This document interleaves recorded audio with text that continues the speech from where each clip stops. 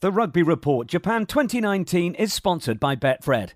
The tournament's in full swing now and the action keeps on coming this week. England demolished Tonga and it's the USA up next for Eddie's men. Betfred are double delight on the game, so back the correct first try scorer, maybe a punt on Rory McConaughey. And if he scores a second, they'll double your odds. Whenever you bet, Betfred. 18s and over, begambleaware.org, maximum stake supply. When the fun stops, stop. The Rugby Report, Japan 2019 with Betfred.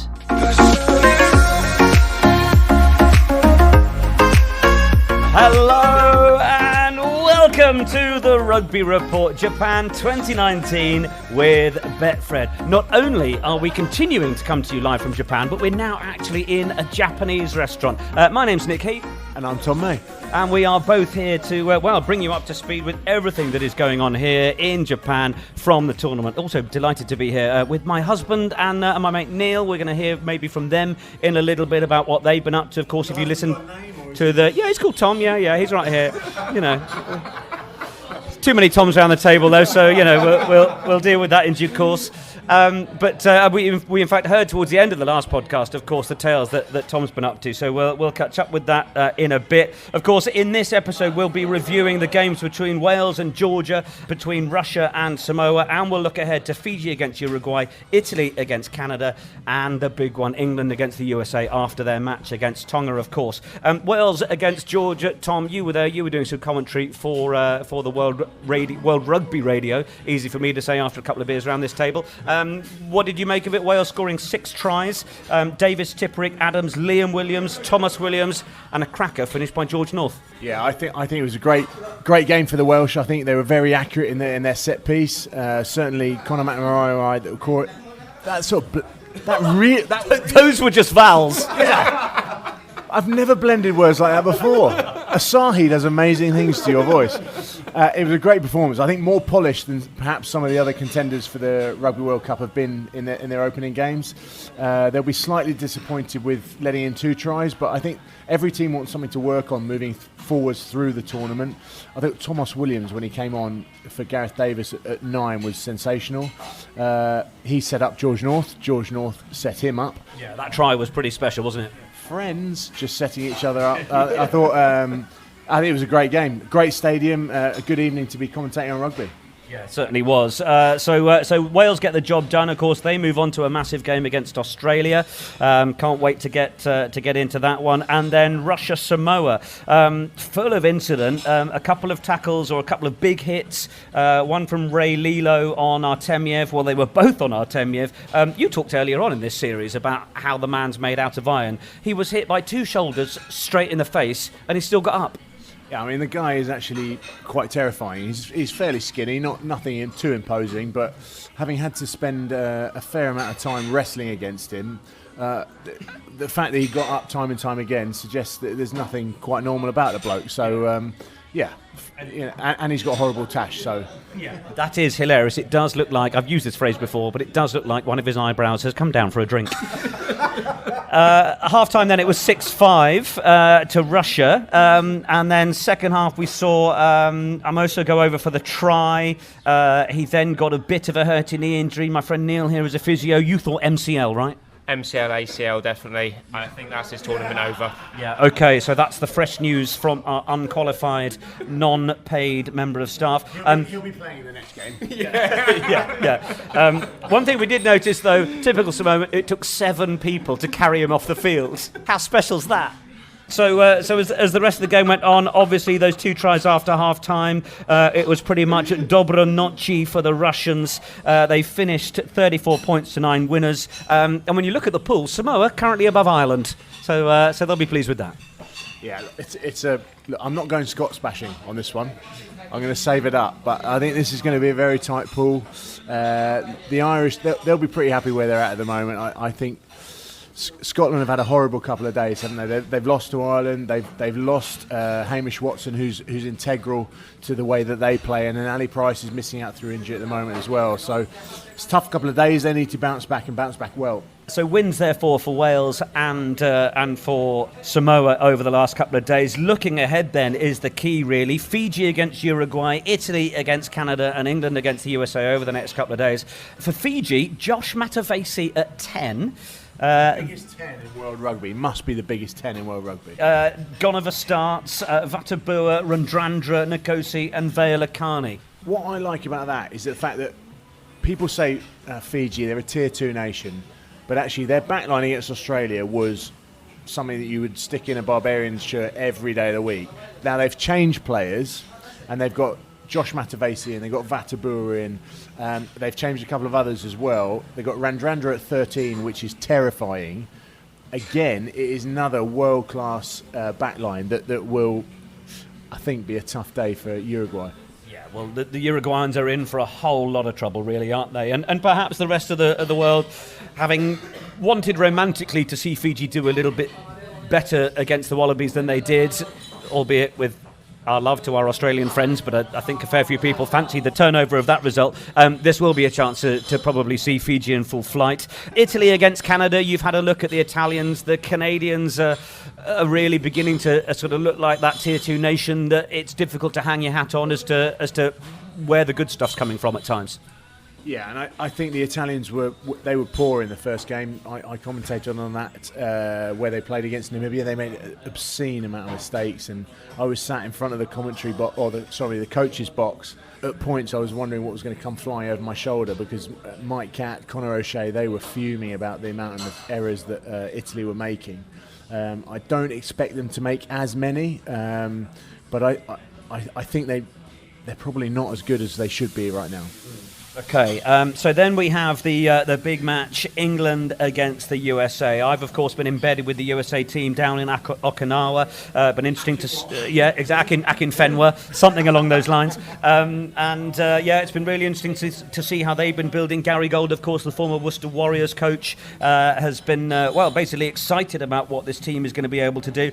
In terms of the England team, they've obviously got George Ford starting at 10, that centre partnership of Piers Francis and Jonathan Joseph. It is Ford with no Farrell. There is an Exeter connection between the two sides. Luke Cowan-Dickey playing at hooker. Will Hooley, former Exeter Chiefs man, who's playing at fullback. It's still going to be, I imagine, a difficult afternoon for the USA, but bearing in mind that potential back three threat that England have. But of course, one man who was not selected by Eddie Jones to make the trip to Japan is Mike Brown, the Harlequins fullback who would have loved a chance to stake his claim in a World Cup after the failure of 2015. It was a good chance to catch up with him recently at the Premiership launch to at least find his thoughts out about this current English back three and the threat they hold. They look powerful. I think the forwards definitely look powerful, which gives the backs a great platform. So I think they're in good stead. They've got those big games in that pool against the likes of France and Argentina, and in those warm-up games, particularly in that Welsh game, we saw them putting up a fair amount of aerial ball that Elliot Daly had to deal with. How do you think he's coping in that role? Yeah, I think he's progressing. I think people don't understand how different it is being a fullback compared to other positions. I think sometimes people just think, oh, you can go and slot in there, oh, it's fine. But it's very different when you stood up at the back on your own in those open spaces and you're getting kicks rained on you, but you also have to be in the right position to join the end line in defence. Keep reading the game so you can read the kicking game when it's incredibly tough at the highest level and there's 3-4 different kickers and things like that, and the game's moving so quick. But then also you're expected to make those one-on-one tackles when someone's breaking through and should really score when they've got 15-20 metres either side of you. So it's an incredibly tough position, which I don't think people think about sometimes. So yeah, he's progressing well, and Watson also came in and did reasonably well as well. So yeah, they'll be fine, I'm sure. And England's prospects will be to go as far as they possibly can. How realistic is it, do you think, that they could make their way to that final? Yeah, it's obviously realistic. I think it's going to be one of the closest World Cups ever. I think South Africa are looking really good in the fundamental things that win World Cups. Their defence is looking strong, their kicking game looking strong. They're absolute beasts. They're massive, so their pack will be strong. I think that ultimately is what wins World Cups. But New Zealand, I wouldn't say they've necessarily played that as well as they can, but I think they'll be completely different for a World Cup. I think maybe they were just trying a few things and changing a few things up. That's my opinion on it. But then England will be in there. I think Wales and Ireland, you can't write them off because of the experience they've got and the way they can grind out games. Australia, if they can get their running game going. So it's going to be tight. It's going to be close. France, you never know with France, do you? No. World Cups just seem to bring the best out of them. And they're unpredictable on the best of days, so you never know with them.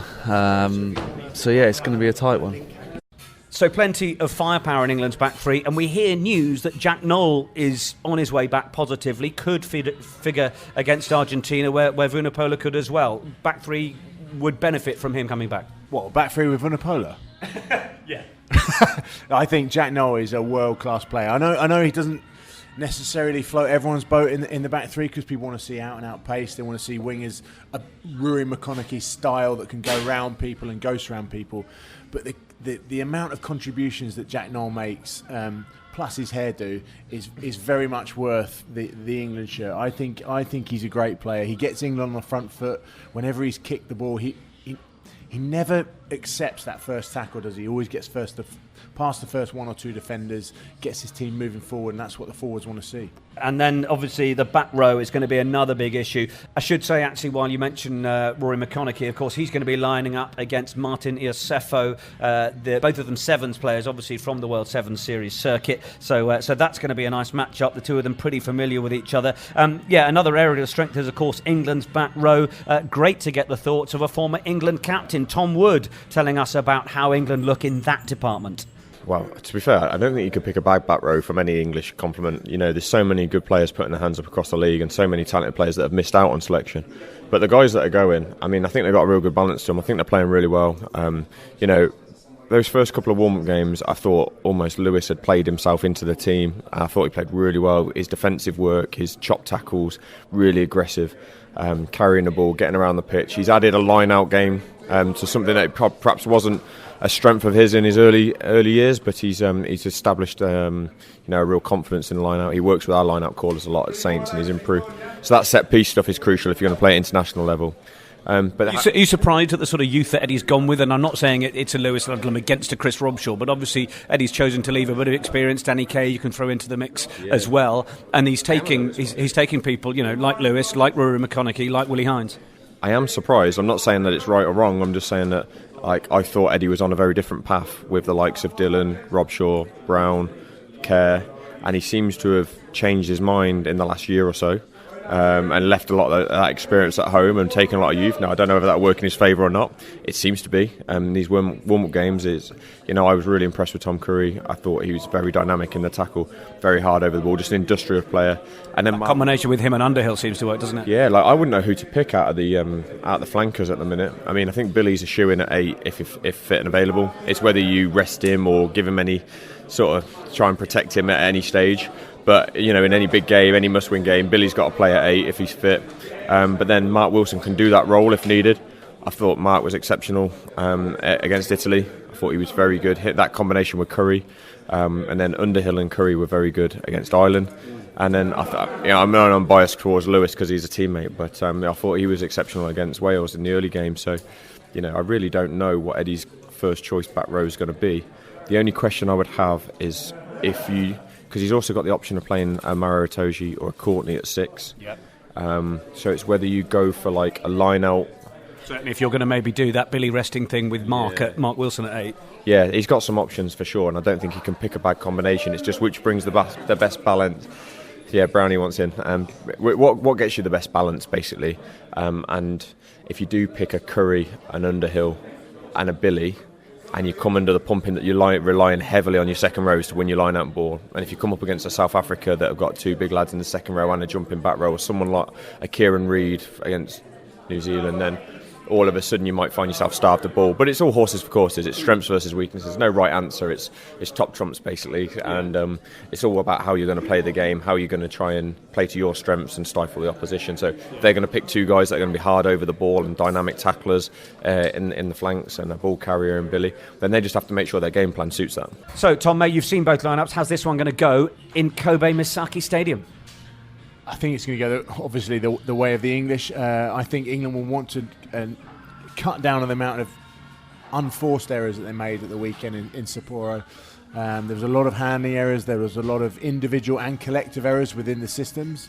And I think they'll want to try and nullify those so that actually when they get to the point where they have to face against the French, when they have to come up against the Argentinians, they're in a much better place.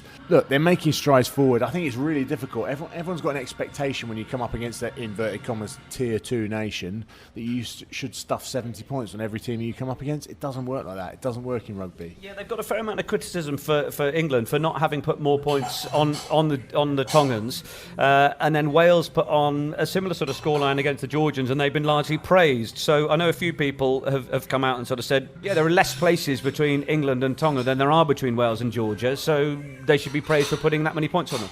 Yeah, in a way, it's disrespectful to the inverted commas tier 2 nation.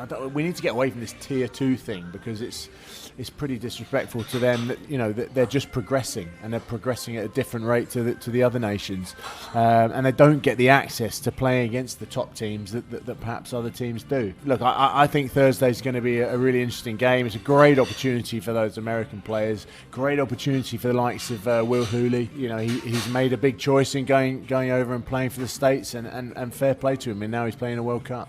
Really, really looking forward to that. So, before we round off, of course, it's just an opportunity to check in with my other half, Tom, about what's gone on in losing various things and finding a few things. So first of the weekend in Japan, how did it go? It went really well, really, really well. Yeah. What's the truth? The truth is, I misplaced the tickets. Okay, can I be like the reality to this? All right, try this, yeah. I misplaced the tickets. He lost them. I then misplaced my phone. He lost that as well on the piss. And then someone stole my hoodie. That's true. Tom May clearly not with enough information on that one. You were outside a bar watching a game. You went to the toilet, and when you came back, Neil had befriended about 8 of the locals, and you've got some suspicion that one of them was a Japanese ski jumper from the 76 Olympics. What's he wearing? She was wearing. I've been doing a bit of research. I think it was 1972 Olympics in Sapporo. So yes, apparently an Olympic ski jumper that we met that evening. Does what she tell you stack up? Not so far. I think I need to do a bit more digging. When you meet someone in a bar, how do you immediately know they were part of the Winter Olympics team? Well, you don't immediately know. They tell you over the course of the next hour and a half, whilst giving you massages and buying you about 3 or 4 beers because you're tourists. These boys it's not their first rodeo, Tom. I think that was all pretty impressive. You've also been enjoying a few of the Google reviews of restaurants, and Tom, Tom, my other half, Tom, you've got a couple here. Yeah, so we went to Gusto, which is quite a high-class joint in Chitose. There's one of those in Newcastle. Yes, there is. There is. So, I'm just going to read out a couple of the reviews. So this is how harsh they are here in Japan. So these are translated from the local Japanese. Egg soup can be tasty if you mix salt with yourself, 2 stars. Shaved ice is cheap, 2 stars. Shaved ice, good. Okay, again. I think it's good if you look the customer in the eye, 2 stars.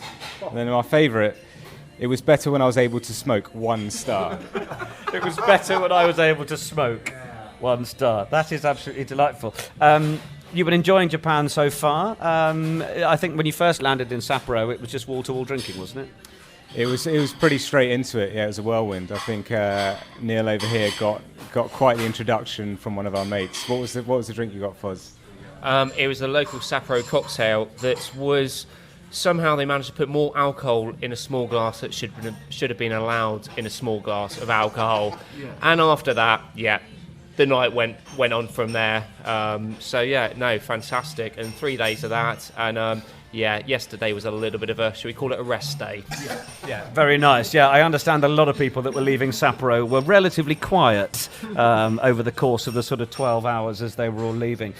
So 3 big games to come. We hope you're going to enjoy them. Please keep your tails. If you're out here touring, of course, then we want you to get in touch with us on Twitter at @therugbyreport_. It would be great to hear from you. Also, leave us your 5-star reviews. You can leave some others if you want, but, you know, we want your 5-star ones. Yes, if you look me in the eye, then make sure you leave a 5-star review. I bumped into Trevor Large earlier as well, one of the guys behind Rugby United. Turns out Trevor had a few beers at the Wales game last night, wasn't feeling too hot and up for a massive chat tonight, so we're hoping to catch up with him in Kobe and maybe a few more of the Rugby United Network guys in the next couple of days. So thank you once again for your company.